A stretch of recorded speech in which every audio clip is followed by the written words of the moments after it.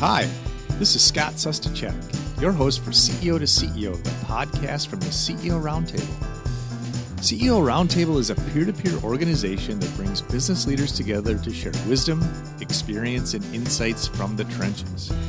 Today's episode is sponsored by Introworks, launching powerful B2B brands for more than 30 years. Learn more about them at intro.works.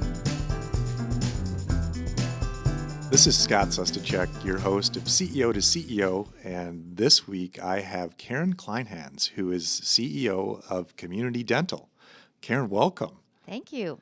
Thanks for being here. And again, another great guest that we've got a big topic to cover on change and change management today. And I'm excited to talk about this because I'm also going through this in a company that I'm running. So this will be a good exchange. I want to talk a little bit about Karen's background first.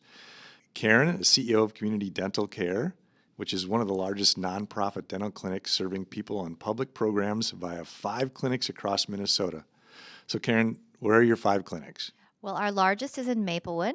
We have one in Rochester and East St. Paul, in Robbinsdale, Minnesota, and Buffalo, Minnesota. Okay, so you are really spread out. Yes, we are across the state. And do you have plans for adding any more? Well, in fact, we are currently expanding and relocating our Robbinsdale clinic to Crystal. It will open in July of this year, and we're looking into doing that with our St. Paul clinic. Oh, okay. Well, that's exciting. Yes. So a little bit more on Karen. You've got a master's degree in healthcare administration from the U of M, and you've spent your career in healthcare. And your background spans hospitals, health plans, physician and dental organizations, as well as now nonprofit care.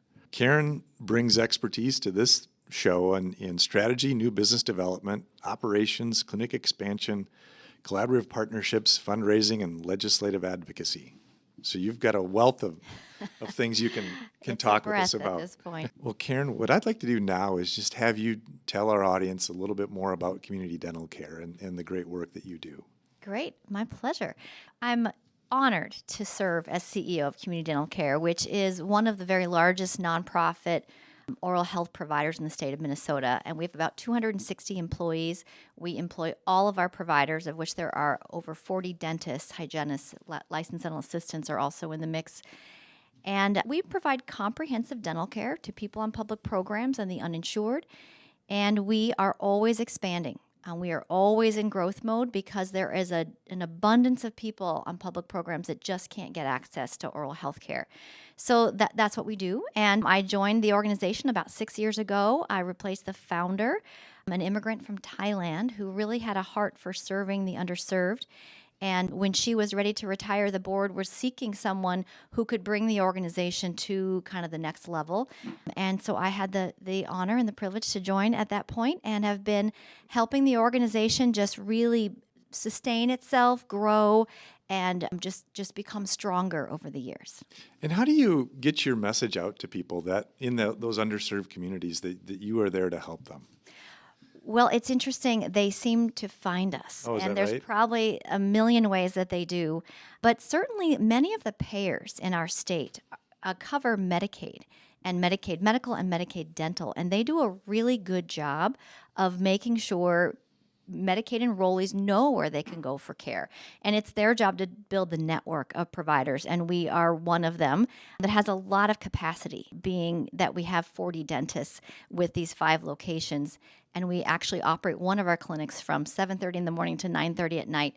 So we are all about providing care, and there really are so many more patients that need our care than we can even accommodate. So that's part of why we're always growing. We never lack for patients. We just lack for capacity. So we're always expanding with the support of our donors. Constant need to build more capacity. Absolutely. Bring more people into the organization that can help you serve out your mission. Right.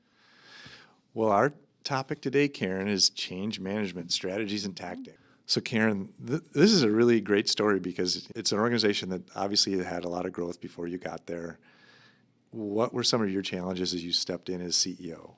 Thank you for that question. When I was being recruited to the organization, the board, the recruiter, the executive team all had this very strong sense of pride in what a tremendous job they had done in building this comprehensive dental provider. And I could see that. It was incredibly well done organization. But once I got inside, it became apparent that there were some really significant crises going on that were not well understood. And I'll just kind of summarize some of them. There was some pretty extreme financial insecurity. We had about $4 million in debt, and expenses were outpacing our revenues, such that each month we had a negative margin. We didn't have much money in the bank. We had about 2 weeks cash on hand, and that clearly wasn't enough.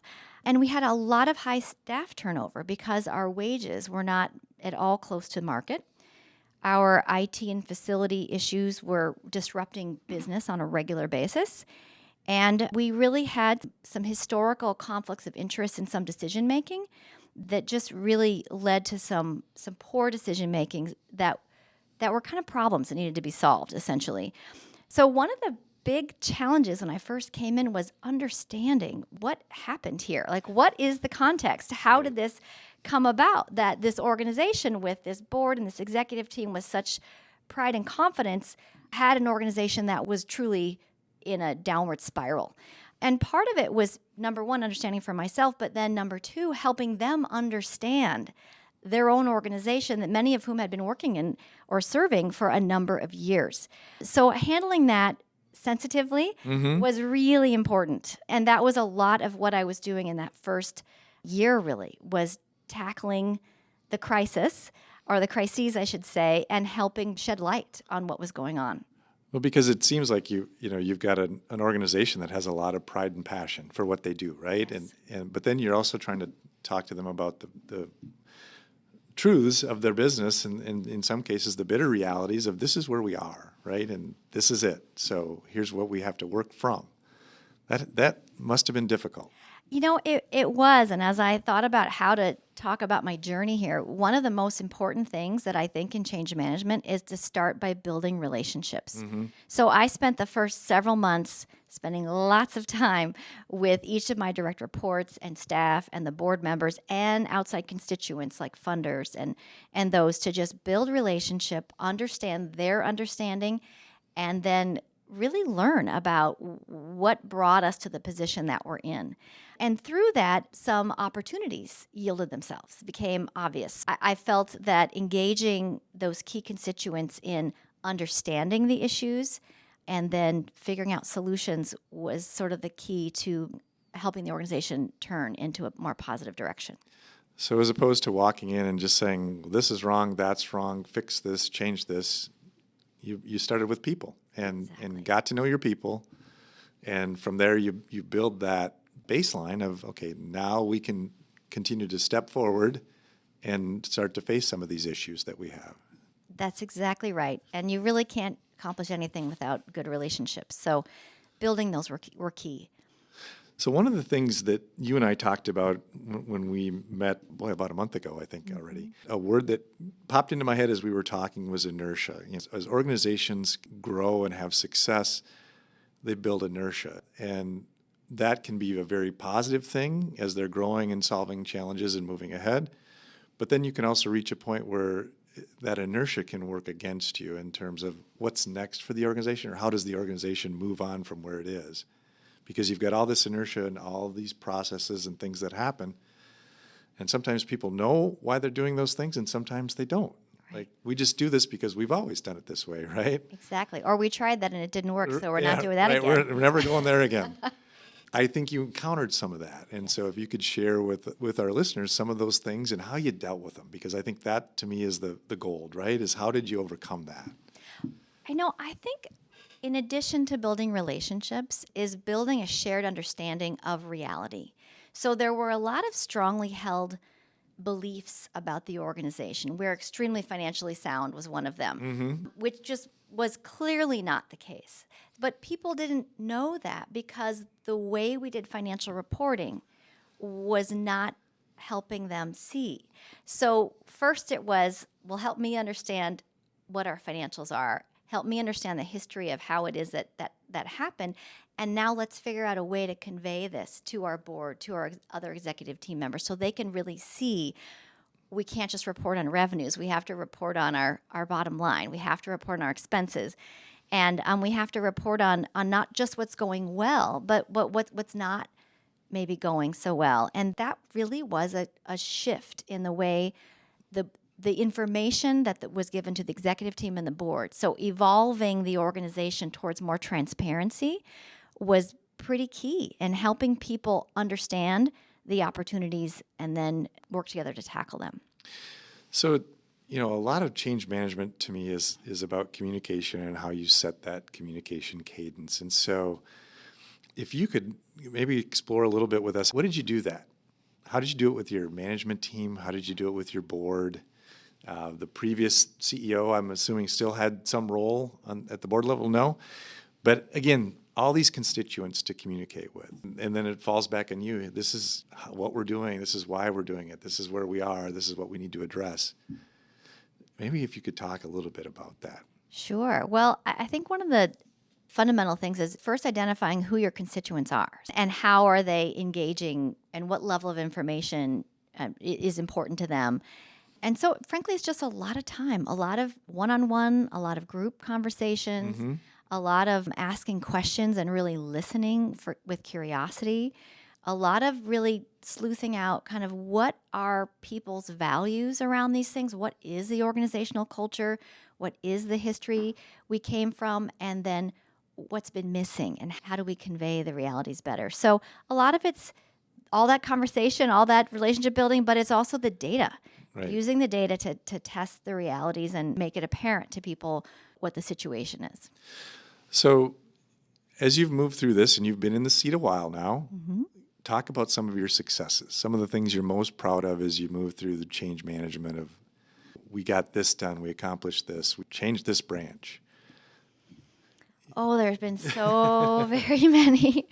I think, oh gosh, I'm not even sure. Well, certainly the financial situation. We were, as I said, absolutely bleeding money. We had $4 million of debt. I'm super proud that now we have paid off all of our debt and we have a very positive margin. Fantastic. Which I'm super proud of. And in the midst of all of that, we have not only continued to deliver on our mission, but we've built upon it. We are better fulfilling our mission.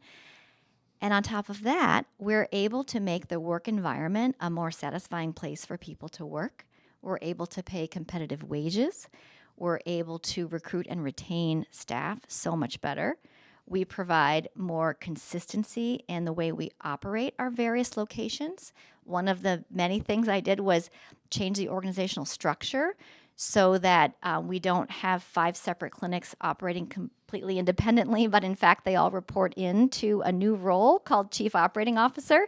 And I found over time kind of who among my operations leads was really the one to take on that advancement and that role, and slowly kind of gave her a few more and more responsibility until she became the operations officer for the organization and now has all operations reporting to her.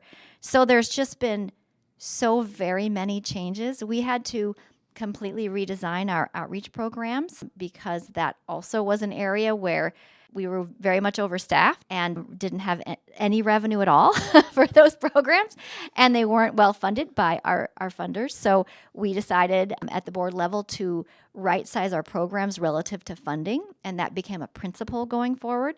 So those are just some of the things. Well, that's a great success story. The way you've just laid that out from where you were to where you are. So congratulations to you and your team. Thank you very much. And so I have to ask the alternate question. Along the way, there were obviously challenges, and anytime you're implementing change, you make mistakes, and that's just part of it. So if you could talk with our audience about some of those mistakes and what you learned. Sure. Well, I know anyone would say hindsight's 20/20. Right. Absolutely. And the path you've taken is the one you have, so you really don't know the other path. But I would say that possibly I could have been even a little more bold with the changes. I was really careful to not disrupt the mission or the culture. Right. I really prioritized those things above fast change. It was well-paced change. In a crisis, you need to make change in a very timely manner. But I was very sensitive to the people who had been there, and I didn't want to disrespect the work that had already been done and the people who had been there to build it. But in retrospect, possibly we could have done even better had we made a few more changes more quickly than we did. So that's one possibility. And then I think another one is building relationships. It's almost hard to do it as well as you possibly can, right? Right. There were plenty of constituents to build a relationship with. And one of the difficult things I had to do was close a clinic in Rochester. We had one original clinic in Rochester, then we built and opened a much larger clinic, promising, evidently, one of our funders, we would keep both of them open. And they were about 3 miles apart. And we didn't have the staff to operate either one of them at full capacity. And renting the smaller one while we were paying a huge mortgage on the other one and trying to operate it with minimal staff just wasn't practical. So we made the executive decision to close that clinic and letting the constituents know. And it turns out that's when I found out, oh, someone in the past promised this funder that we would keep this other clinic open despite opening this new one.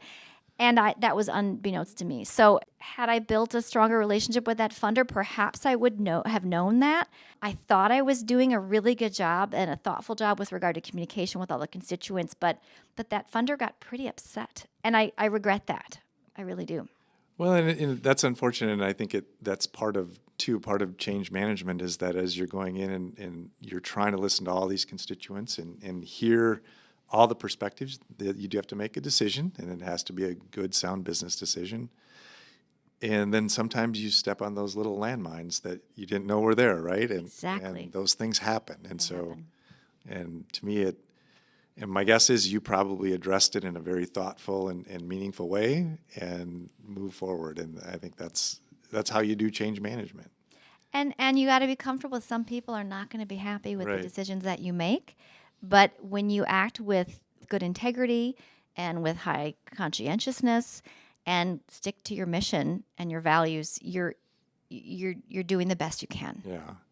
And so you've said a couple of different times during this interview about mission and values. And so I think, you use that as your North Star as you move through this. You've obviously had some great success at change management, and you've had some challenges like everyone else. But if you could just talk about how your philosophy has evolved on change management and how you think about it now, maybe versus how you thought about it 6 years ago when you stepped into the role.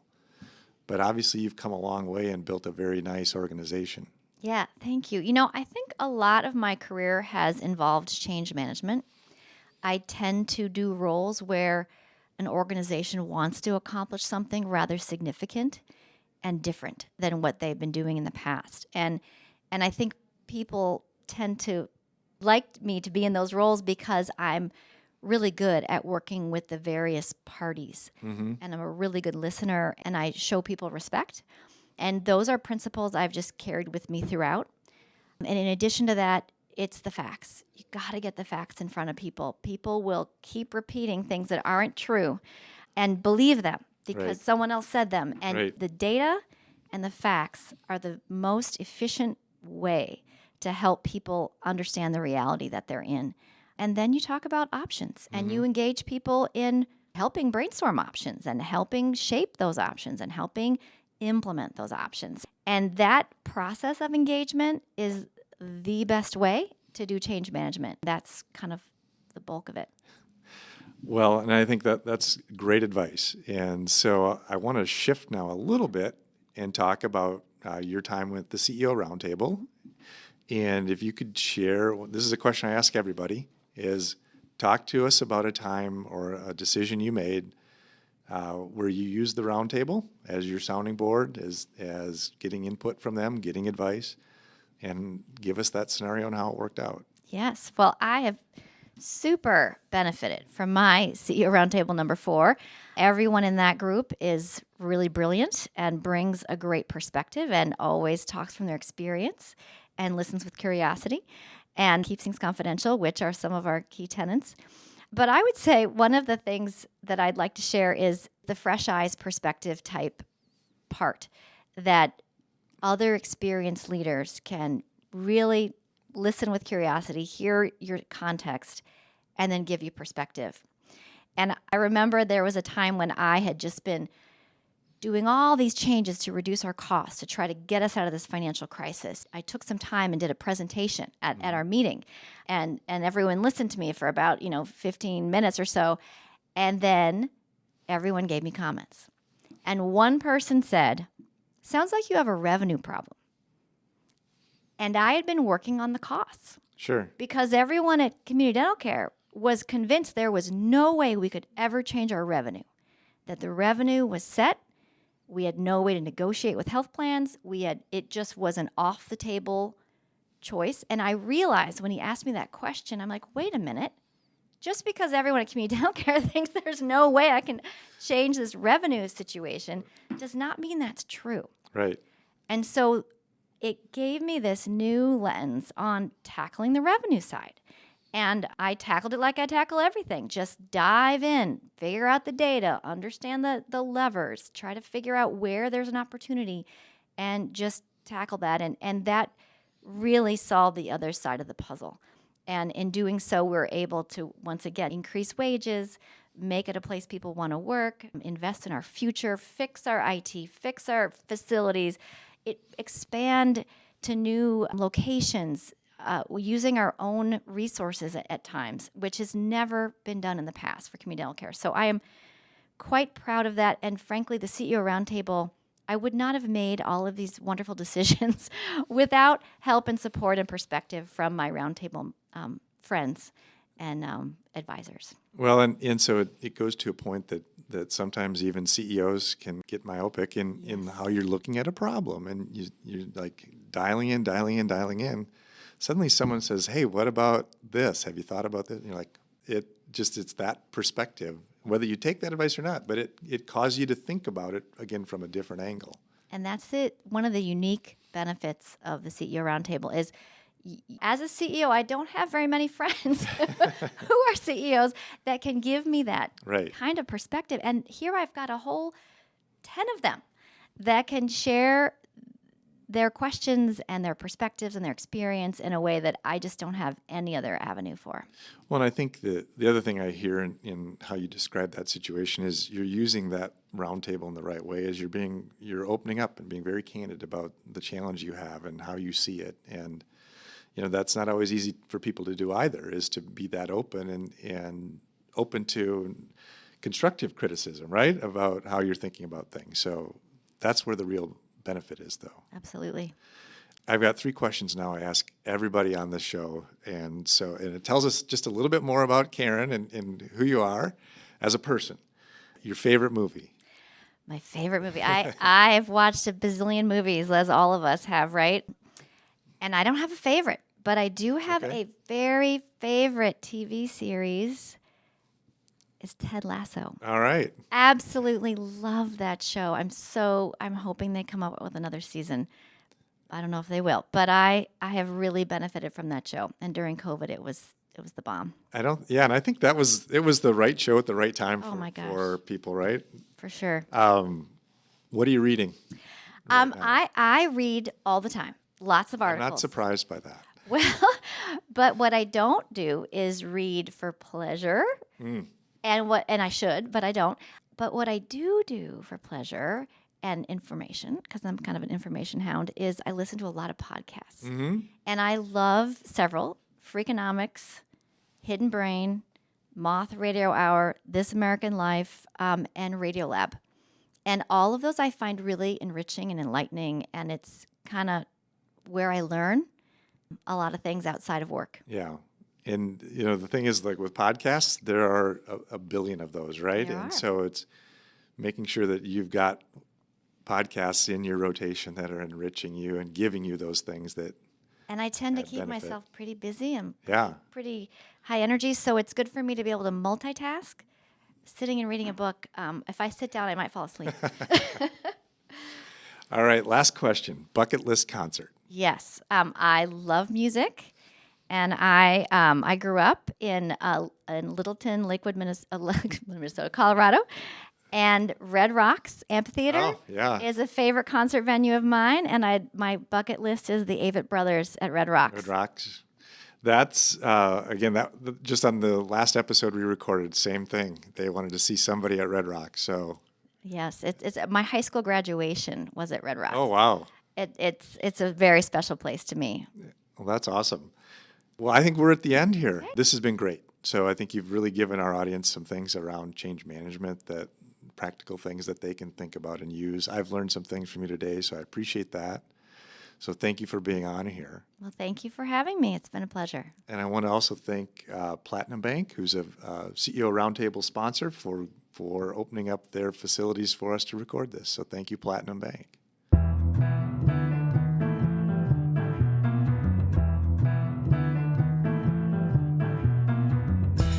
Thank you for listening to the CEO to CEO podcast, produced by Dave Swerdlick and the incredible team at Uptown Podcast Studios. You can find them at uptownpodcast.com. Be certain to subscribe so you don't miss an episode with more CEO wisdom, highlighting experience and insights from the trenches. If you enjoyed this podcast, please leave us a review and share with others. If you are a Minnesota-based business leader who would like to learn more about being part of a peer advisory roundtable, check us out at ceo-roundtable.org.